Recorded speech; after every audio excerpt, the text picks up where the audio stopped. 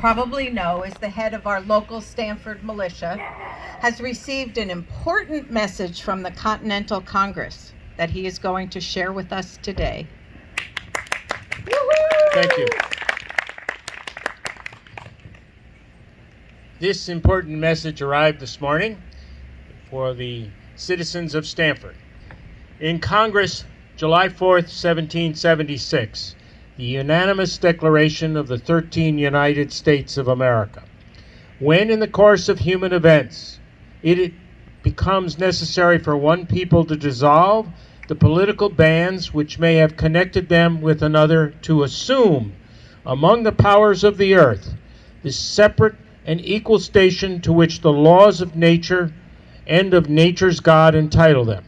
A decent respect to the opinions of mankind requires that they should declare the causes which impel them to the separation. We hold these truths to be self-evident, that all men are created equal, that they are endowed by their Creator with certain unalienable rights, that among these are life, liberty, and the pursuit of happiness.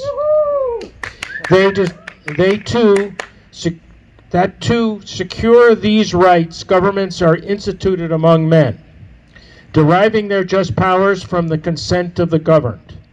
That when any form of government becomes destructive of these ends, it is the right of the people to alter or abolish it, and to institute new government, laying its foundation on such principles and organizing its powers in such form as to them shall seem most likely to affect the safety and happiness.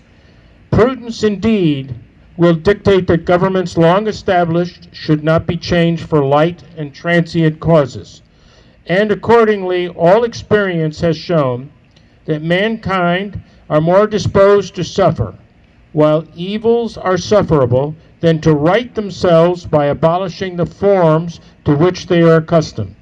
But when a long train of abuses and usurpations, pursuing invariably the same object, evinces a design to reduce them under absolute despotism, it is their right, it is their duty to throw off such government and to provide new guards for their future security.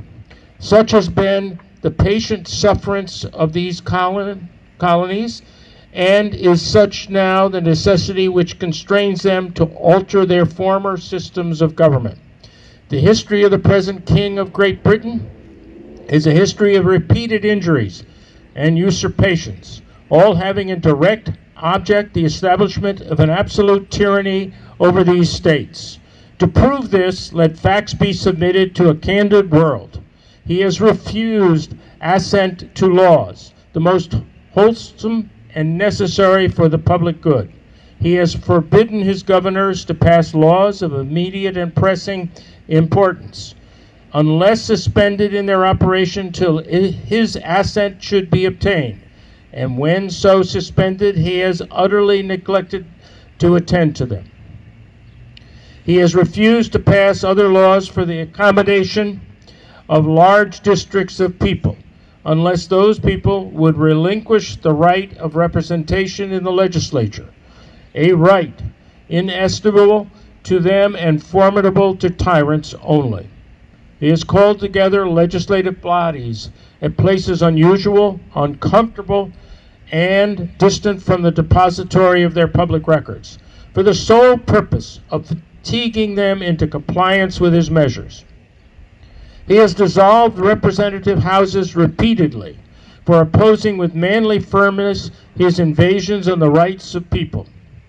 He has refused for a long time, after such desolations, to cause others to be elected, whereby the legislative powers, incapable of annihilation, have returned to the people at large for their exercise, the state remaining in the meantime exposed to all dangers of invasion from without and convulsions within.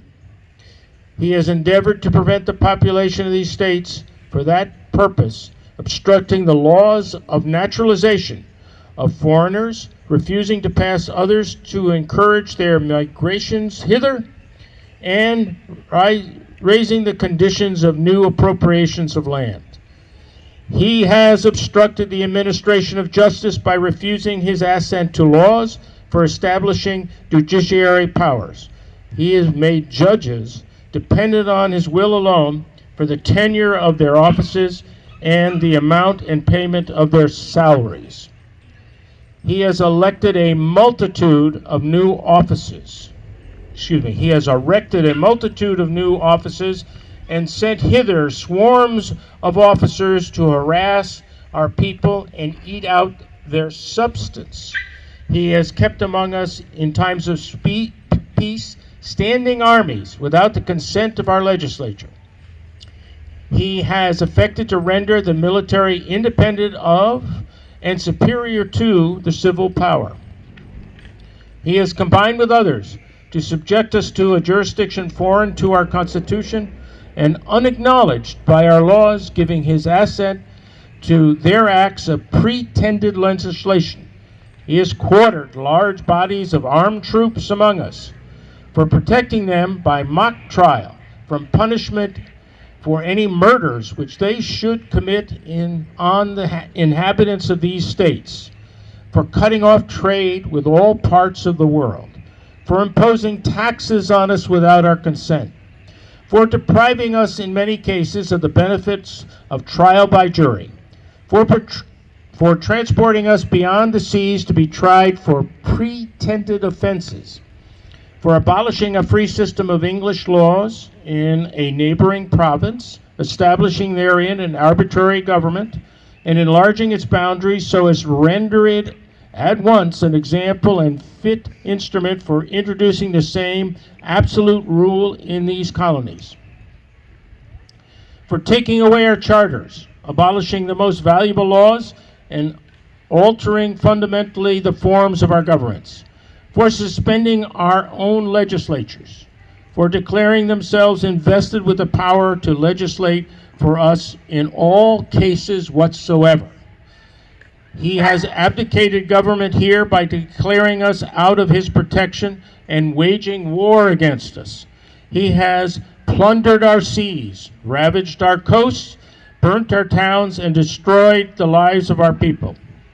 He is, at this time, transporting large armies of foreign mercenaries to complete the works of death, desolation, and tyranny, already begun with the circumstances of cruelty and perfidy scarcely paralleled in the most barbarous ages, totally unworthy the head of a civilized nation. He has constrained our fellow citizens taken captive on the high seas to bear arms against us, to become the executioner of their friends and brethren, or to fall themselves by their hands. He has excited domestic insurrections among us and endeavored to bring on the inhabitants of our frontiers, the merciless Indian savages whose known rule of warfare is undistinguished destruction of all ages, sexes, and conditions. In every stage of these oppressions, we have petitioned for redress in the most humble terms. Our repeated petitions have been answered only by repeated injury. A prince whose character is thus marked by every act which may define a tyrant is unfit to be a ruler of a free people. Indeed. Nor have we been wanting in attentions to our British brethren. We have warned them from time to time of attempts by their legislature to extend an unwarrantable jurisdiction over us. We have reminded them of the circumstances of our immigration and settlement here. We have appealed to their native justice and magnanimity. We have conjured them by the ties of our common kindred to disavow these usurpations, which inevitably interrupt our connections and correspondence. They too have been deaf to the voice of justice and consanguinity. We must therefore acquiesce in the necessity which denounces our separation and hold them, as we hold the rest of mankind, enemies in war and in peace friends. We therefore, the representatives of the United States of America, in General Congress, assembled appealing to the Supreme Judge of the world for a rectitude of our intentions due in the name and by authority of the good people of these colonies, solemnly publish and declare that the United States are and of the right ought to be free and independent states, and they are absolved from all allegiance to the British Crown, and that all political connection between them and the state of Great Britain is and ought to be totally dissolved, and that of free and independent states they have full power to levy war, conclude peace, contract alliances, establish commerce, and to do all other acts and things which independent states may of a right do. And with the support of this declaration, with a firm reliance on the protection of the divine providence, we mutually pledge to each other our lives, our fortunes, and our sacred honor. Thank you very much. I have the honor to tell you that I will be leaving shortly to join General Washington in the defense of New York and Long Island. The British are invading as we speak. Thank you.